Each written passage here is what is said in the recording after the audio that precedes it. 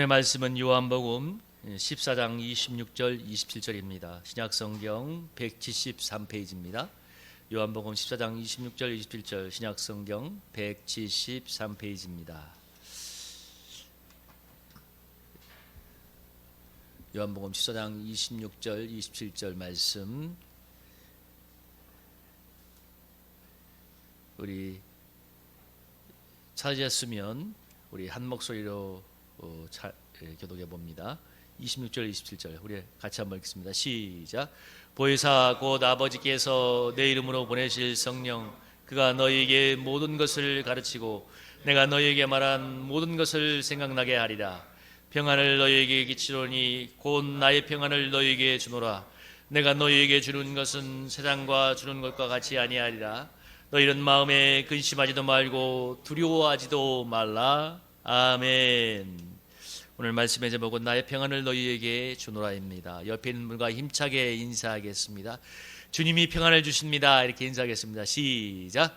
주님이 평안을 주십니다. 또 이렇게도 확실히 있게 인사할까요? 주님이 당신에게 행복을 주십니다. 이렇게 인사하겠습니다. 시작. 주님이 당신에게 행복을 주십니다. 아멘.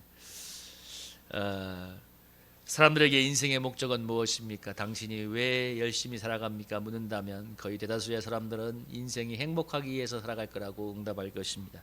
사실 또 그걸 위해서 돈을 이렇게 열심히 버는 거죠.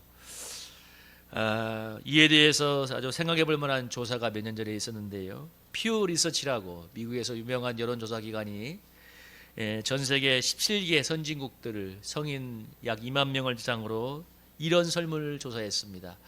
당신의 삶을 의미 있게 하는 것은 무엇입니까? 당신의 삶에 있어서 가장 중요한 가치는 무엇입니까? 이렇게 설문을 했는데 이 응답자 중에 17가국에서 14개국의 사람들이 응답한 가장 압도적인 순위는 제일 중요한 가치로 가족을 들었습니다. 패밀리, 가족들이 가장 소중하다. 근데 가족을 1순위로 뽑지 않은 3개 나라가 있는데요. 그게 바로 스페인, 대만, 한국이었는데 스페인은 건강이 가장 중요하다고 대답을 했고 대만은 우리가 함께 사는 사이가 가장 중요하다고 대답을 했고 근데 여러분 17개 나라에서 한국만이 유일하게 물질적인 풍요를 들었습니다. 당신의 삶에 있어서 가장 중요한 의미 있는 것을 당신의 인생을 의미 있게 해준 것은 무엇인가? 돈을 들었습니다. 물론 이 물질적인 풍요는 이 17개국의 이 설문에 있어서 여러 가지 답이 나왔는데 중요한 5가지 이 대답 중에 하나의 요소로 들어간 건 맞지만 그런데 유일하게 한국만이 가장 이 물질적인 풍요를 가장 중요하다고 예를 들었는데요. 그러니까 예를 들면 거의 대다수의 나라에서 거의 절대적인 나라에서 다들 패밀리 가족이 가장 중요하다고 말하는데 한국만이 3위를 기록했고 특별히 더 이 조사가 굉장히 좀 좀 남다르게 다가오는 것은 뭐냐면 한국과 일본만이 응답자들의 거의 60%가 유일하게 딱 하나만 대답했대요. 다른 나라는 뭐 대여섯 가지 이렇게 대답하는데 가족이 제일 중요하다, 뭐 인간관계가 중요하다, 돈이 중요하다 이렇게 하는데 일본과 한국만이 거의 60%의 응답자가 딱 하나만 대답을 했대요. 근데 한국이 그 중에서 물질적인 풍요가 1위를 차지했다는 것은 그러니까 응답자 여러분 1000명 응답을 했으면 그러니까 물질적 풍요가 1위로 19%로 한국에서 나왔다고 하니까 약 200명의 사람들이 인생의 단 하나의 중요한 가치로 물질을 돈을 꼽았다는 것이죠. 그만큼 우리나라 사회가 어쩌면 물질을 중시하는 사회고 물질 중심의 가치가 는 것을 알 수가 있는데요. 사실 그러니까 우리나라가 그만큼 우리나라 일본이 무엇인가 한 가지 가치에 몰빵하는 나라로 보여지는데 여러분 그렇게 물질적인 풍요를 중요시하지만 우리나라의 현실은 너무나 처참하지 않습니까? 뭐 세계 최고의 자살률과 세계 최저의 출산율로 인해서 정말 이제 역사상 최초로 인구 소멸로 나라가 멸망할지 모를 가장 위험한 나라 중에 하나가 바로 한국이지 않습니까? 어느 전문가가 방송에 나와서 이런 얘기를 했습니다. 이 시대에 지금 젊은 사람들이 결혼을 하지 않고 아이를 낳지 않는 것은 이 시대를 향한 복수라고, 최고의 복수라고. 우리를 그렇게 힘들게 해. 그래, 우리 대를 끊어버릴게. 참 무서운 얘기죠. 사람들이 물질적 풍요를 중요시하는 것은 그것이 인생에 행복을 준다고 믿기 때문이지만 그래서 여러분 한국만이 유일하게 한국만이 유일하게 그 17개 나라 중에서 유일하게 1순위가 물질적인 풍요인 나라였습니다. 그만큼 돈 하는 나라지만 얼마나 고통스럽고 우울한 나라가 되었습니까? 참 누군가의 그 말이 정말 저는 마음에 다가왔는데, 아이를 낳지 않아서 나라가 망하는 것이 아니라 이미 망했기 때문에 낳지 않는다는 말이 나는 더 마음에 왔어요. 맞아, 사람들은 느끼고 있는 거야. 여러분, 우리가 꼭 기억해야 될 것은, 가장 소중한 것은 돈을 주고 살 수 있는 게 아닙니다. 여러분, 공기를 돈을 주고 삽니까? 우리가 지금 마시고 있는 공기 너무 많아서 돈을 줄 수 없는 건가요? 아니요. 공기는 너무나 소중하지만 그건 돈으로 값을 매길 수가 없습니다. 너무 소중하기 때문에 가격이 없는 것입니다. 여러분, 날마다 우리가 지금 저 밖에 아름답게 내려지고 있는 저 햇빛은 여러분 모든 우리 대낮선 날들을 밝혀줄 뿐만 아니라 모든 식물들 위에 비추어서 강압성 장양으로 이 생물들이 살게 하지 않습니까? 여러분, 그 햇빛의 가격을 매길 수가 있습니까? 모든 물건은 소중하고 귀중한 것으로 값을 많이 매기죠. 그래서 뭐랍니까? 다이아몬드가 비싸잖아요. 희귀하니까. 그러나 가장 소중한 것은 값을 매길 수가 없습니다.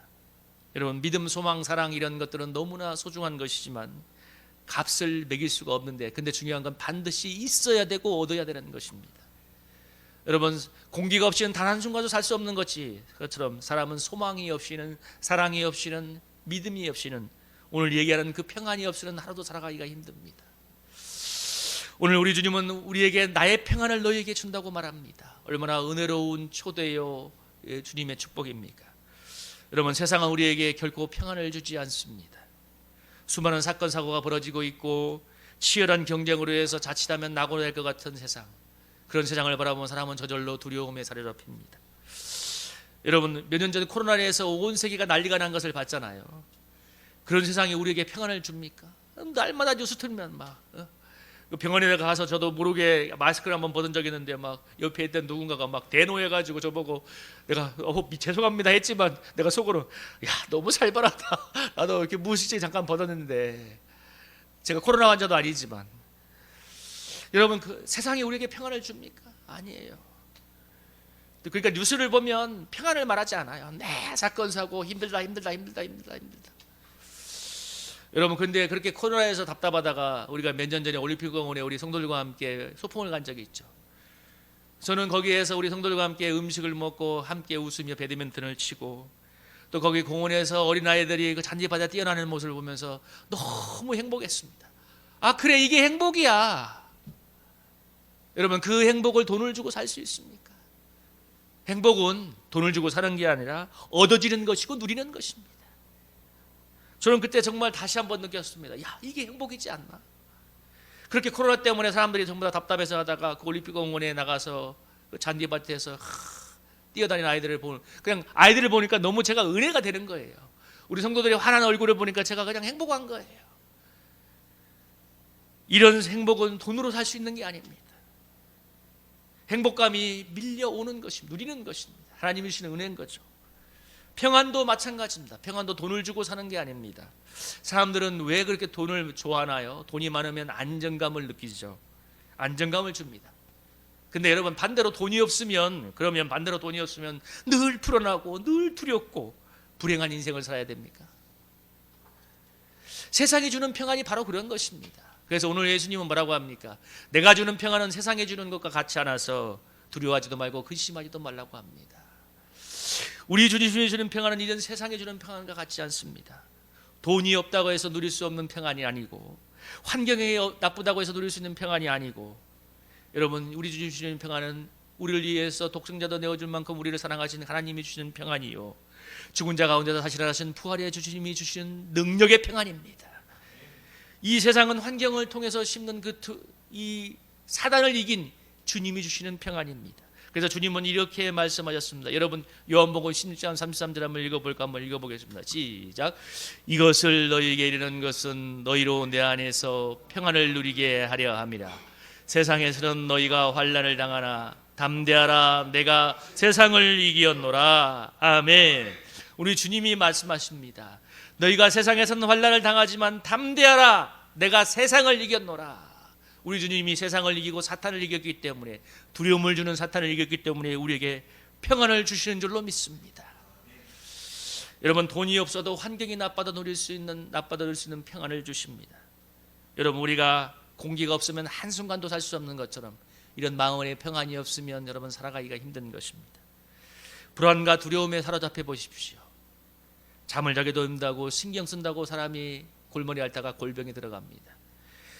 제가 한번 오래전에 영적인 침체에 깊이 빠져서 사망의 골짜기 같은 상황을 헤매게 될 때, 그때 처음으로 불안과 두려움에 사로잡히고 잠이 오질 않았어요. 하도 잠이 오지 않아서 병원에 가서 잠이 오니까 안 오니까 좀 수면제 좀 처방해 주세요 하니까 제가 이름도 잊어먹지 않습니다. 졸피뎀은 약을 처방해 줬는데 저 약국에 가니까 매달을 안 팔려더라고요. 사람들이 자살할까봐 그 모아서 자살을 하는 모양이더라고요. 그러니까 그 메달을 받아서 인생 처음으로 먹어봤는데 딱 3시간을 잤습니다. 근데 그 다음에 먹으니까 1시간을 못 자요. 그러니까 제가 3시간 자고 나니까 좀 살 것 같은데 1시간을 그 다음에 약을 먹고 나니까 1시간도 안 됩니다. 근데 나중에 믿음이 떨어져서 사단에게 평안을 뺏기고 근심과 두려움에 사로잡히니까 그런 현상이 온다는 것을 알았습니다. 근데 이제 주님의 은혜로 믿음을 찾고 또 믿음이 더 강해져서 평안을 누리게 되니까 여러분 얼마나 잘 자는지 모릅니다. 몇 년 전인가 사랑의 교회에서 세미나 한다고, 재작년인가요? 그 노트북 전달한 말 때문에 우리 동료 목사들과 함께 피곤한 몸을 이끌고 새벽에 이끌고 되고 참석을 한 적이 있는데, 개회배 때 어찌어찌 하게 되어 상황이 이상하게 되어서 제가 사랑의 교회에 그 수천 명이 들어가는 그 본당에 맨 앞줄에 앉아서 이 개회배 때 앉아 있는데, 개회배 때 어느 유명한 영국의 신학 교수님이 막 열정적으로 설교를 하고 있는데 사람들은 다 아멘 하고 있는데 저도 모르게 잠이 들었습니다. 그 나중에 깨고 나니까 그분이 거의 말씀을 맞춰가더라고요. 근데 순간 어떤 생각이 들었냐면, 이 수천 명의 사람 중에 아마 그 맨 앞에서 졸고 있는 사람은 나밖에 없었을 건데 뒤를 돌아보지 말자. 어차피 이렇게 된 거 앞만 보자. 그리고 그냥 얼굴에 철판을 깔고 그냥 아멘 아주 같이 하면서 이제 예배를 마치고 나중에 노트북을 준다는 그 기쁜 마음을 갖고 알아왔는데요. 여러분, 마음이 평안해오니까, 하나님의 전에 오니까 마음이 평안하니까, 여러분 마음이 평안하니까 잠을 잘 수 있는 거예요. 제가 그 자리에 가서 불안과 두려움에 사로잡혔다면 아무리 피곤해도 어떻게 잠을 자겠습니까? 그 중요한 자리에, 그 하나님 교회에서 수십억 원의 행사를 만드는 그 중요한 자리에, 그 수천 명의 목사님들이 앉아있는 그 자리에, 그것도 맨 앞자리에 정중앙에 그 내빈석일 거예요. 그래서 이상하게 나중에 가서 앉았는데 하나님이 가장 좋은 자리를 저한테 줬는데 저는 자고 있었어요. 가다 보니까 나도 모르게 잤어요. 마음이 평안하지 않으면 자겠습니까? 이게 중요한 거예요. 마음이 평안하지 않으면 자겠냐고요. 그 뒤에 뭐 욕을 하든지 말든지, 니들도 예수님의 은혜로 사니까 이러면서 여러분 이해관계되는 은혜로운 말씀이 분명히 있습니다. 여러분 그 밑에 있는 말씀을 읽어볼까요? 시편 127편 1, 2절 한번 읽어보겠습니다. 거기 화면을 보면서 시작. 여호와께서 집을 세우지 아니하시면 세우는 자의 수고가 헛되며 여호와께서 성을 지키지 아니하시면 파수꾼의 깨어 있음이 헛되도다. 너희가 일찍 일어나고 늦게 누우며 수고의 떡을 먹음이 헛되도다. 그러므로 여호와께서 그의 사랑하시는 자에게는 잠을 주시는도다. 아멘. 여러분, 여호와께서 사랑하는 자에게 뭐라고 했어요? 잠을 주시는도다. 저는 분명히 하나님의 놀라운 사랑을 입은 사람입니다. 잠을 주시는도다. 여러분, 근데 어떤 사람이 이렇게 단잠을 잘 수 있을까요? 왜 어떤 사람에게 하나님이 이런 놀라운 평안의 잠을 주실까요? 여러분 1절에 답이 있지 않습니까? 여호와께서 집을 세우지 아니하면 세우는 자의 수고가 헛되며 여호와께서 성을 지키지 아니하시면 파수꾼의 깨어 있음이 헛되도다. 정말 하나님의 손에 내 인생이 있구나 하는 것을 정말 마음으로 인정하고 하나님이 도와주셔야 돼요. 내 힘으로 안 되고 정말 하나님 손에 있습니다 하면서 정말 내 인생을 하나님께 나의 인생의 짐을 맡겨드릴 수 있는 사람, 그 사람에게 이렇게 평안의 잠이 오는 줄로 믿습니다. 맞지 않아요 여러분? 1절과 2절은 분명한 연관이 있는 거예요. 내 인생에 어떻게 해서 내가 한번 해보려고 막 펄펄거리고 막 잠 못 자요. 잠을 못 자요. 늘 누우면 이렇게 해야 될까 저렇게 해야 될까 저렇게 해야 돈을 벌지. 근데 정말 그래 일어나서는 하나님께서 하나님의 손에 있는 거야 하는 사람이 맡기고 잠을 잘 수 있는 것입니다. 여러분 얼마나 1절 말씀 그거 지읍을 세우지 않으면 내 세우는 자가 수고가 헛되다 이거 한마디를 깨달으려고 얼마나 우리가 고단한 연단을 받습니까? 그렇게 애를 써보고 그렇게 한다는 거예요. 여러분, 평안이 언제 오는가? 하나님께 온전히 맡길 때 오는 것입니다. 근데 언제 맡깁니까, 여러분? 이 사실을 깨달을 때 맡기는 거예요. 내가 안 되는구나. 여러분, 제가 한 번씩 비유를 하잖아요. 수영할 때 몸에 힘을 잔뜩 주면 절대로 뜨지 않는다고. 그런데 몸에 힘을 빼고 그대로 있으면 부력 때문에 저절로 뜨지 않습니까? 우리가 이렇게 우리 자아의 힘을 빼고 그냥 이렇게 그냥 자아의 힘을 빼고 맡겨드리면 여러분, 평안의 바다에 우리 영혼이 두둥실 떠다닐 줄로 믿습니다. 여러분, 저는 그래서 사랑의 교회에서 잤던 거에 대해서 그렇게 부끄럽게 생각하지 않아요. 뭐 피곤해서 잘 수도 있지. 그래서 저는 성도들이 이제 자는 거에 대해서 뭐 예배 때 저런 거에 대해서 아주 은혜로워요. 내가 아주 역대적인 이 전적이 있기 때문에 그래 뭐 그런 자리 가서도 내가 잤는데 우리 성도들도 때로는 피곤하면 여러분, 이렇게 우리가 자아의 힘을 빼버리면 평안의 바다에 잠기는 것입니다. 여러분, 대한민국을 보십시오.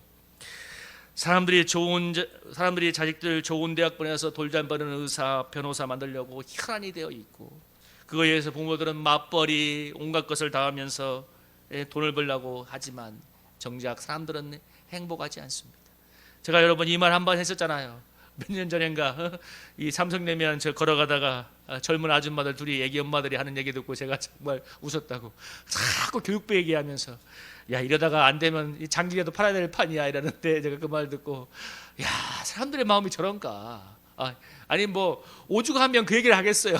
장기라도 팔아야 되는가. 아니 딴 데도 아니야. 송파 삼성내면 사는 아주 젊은 엄마들 같은데 이 10m 가는 아파트에 사는 사람들이 그러고 있어요. 여러분, 행복을 얻으려고 하는데 행복을 얻지 못합니다. 우리 아들, 아니 우리가 돈을 많이 벌어서 애들 교육 잘 시키고 돈 잘 버는 좋은 의사 만들면 행복할 거라고 말하지만 사실은 행복을 얻지 못하고 있습니다. 몇 년간 한국 지사에 근무했던 프랑스 CEO가 이렇게 말했습니다.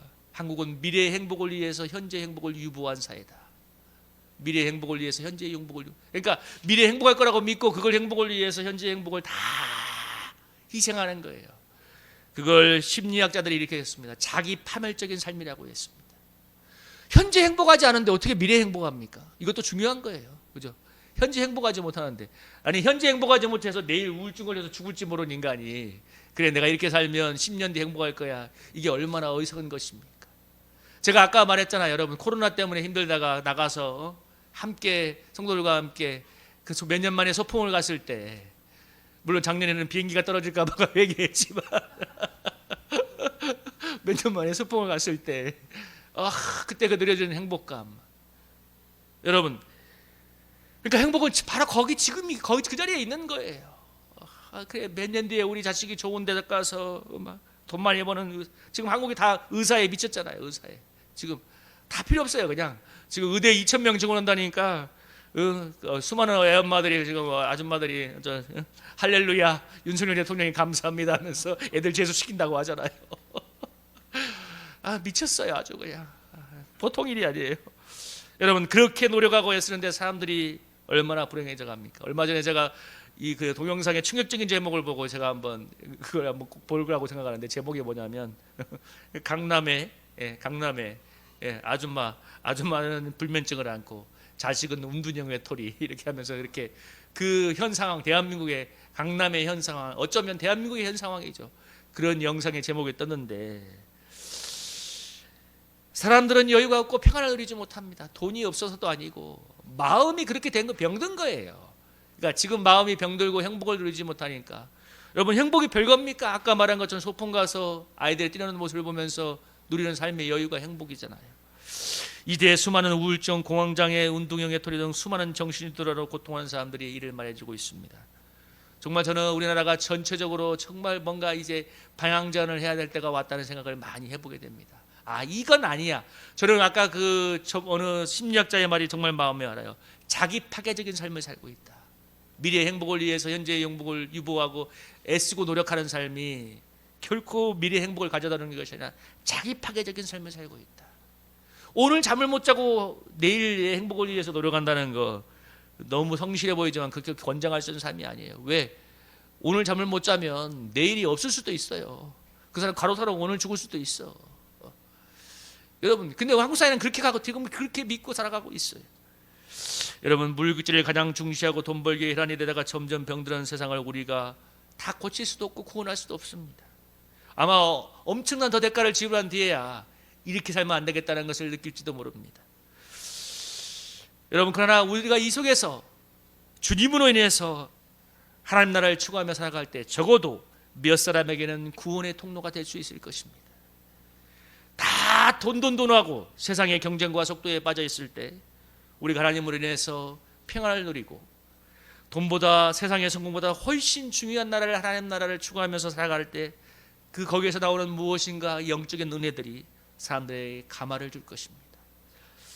돈과 비교할 수 없는 평안, 하늘의 기쁨, 하늘의 소망, 믿음, 소망, 이런 것들은 이런 것을 누리며 살아갈 때 여러분, 우리가 전도한다는 말을 하지 않아도 사람들은 분명히 감화를 받을 것입니다. 어느 권사님이 조그만 공장에 다니는 가난한 권사님이 어느 날 함께 일하던 여자 동료가 그렇게 얘기하더랍니다. 언니였다 봐요. 언니는 보면 뭐 그렇게 노력하는 것 같지도 않고 애쓰는 것 같지도 않은데 뭐 욕을 하는 건지 모르지만 근데 참 평안하고 뭐가 잘 되는 것 같아. 욕이야 뭐야? 근데 중요한 건 그 다음이 중요한 거예요. 야, 그 언니가 믿는 하나님이 잘 돌봐줘서 그런가 봐. 나도 한번 교회 한번 나가봐야겠어. 이게 중요한 거예요. 그 사람이 비꼬는 말인지 모르지만 언니는 그렇게 노력하는 것 같지도 애쓰는 것 같지도 않은데 평안을 누리고 이게 뭔가 다 잘 되는 것 같아. 그 다음 뭡니까? 하나님이 돌봐줘서, 언니가 믿는 하나님이 돌봐줘서 그런가 봐. 그 권사님이 뭐 돈이 많았겠습니까? 중요한 건 그가 하나님을 믿음으로 영적인 보화를 누리면서 살아간 것이지요. 그래서 옆에 사람이 감화를 받고 전도의 문이 열리지 않았습니까? 여러분, 우리가 이런 은혜를 여러분 나타낼 수 있기를 축복합니다. 우리가 이 영적인 보화를 사고 누리기 위해서 힘쓰고 애써야 될 것은 여러분 이사야서 55장 1-3절에 나와 있습니다. 여러분 1-3절을 한번 읽어볼까? 한번 읽어보겠습니다. 시작. 오라 너희 목마른 자들아 물로 나오라. 돈 없는 자도 오라. 너희는 와서 사 먹되 돈 없이 값 없이 와서 포도주와 젖을 사라. 너희가 어찌하여 양식이 아닌 것을 위하여 은을 달아주며 배부르게 하지 못할 것을 위하여 수고하느냐. 내게 듣고 들을지어다. 그리하면 너희가 좋은 것을 먹을 것이며 너희 자신들이 기름진 것으로 즐거움을 얻으리라. 너희는 귀를 기울이고 내게로 나와 들으라. 그리하면 너희의 영혼이 살리라. 내가 너희를 위하여 영원한 언약을 맺으리니 곧 다윗에게 허락한 확실한 은혜니라. 아멘. 여러분, 정말 가치 있는 것, 아까 하늘의 영적인 보화를 얻기 위해서 이런 무엇이라고 합니까? 내게로 나와서 사가라고 말합니다.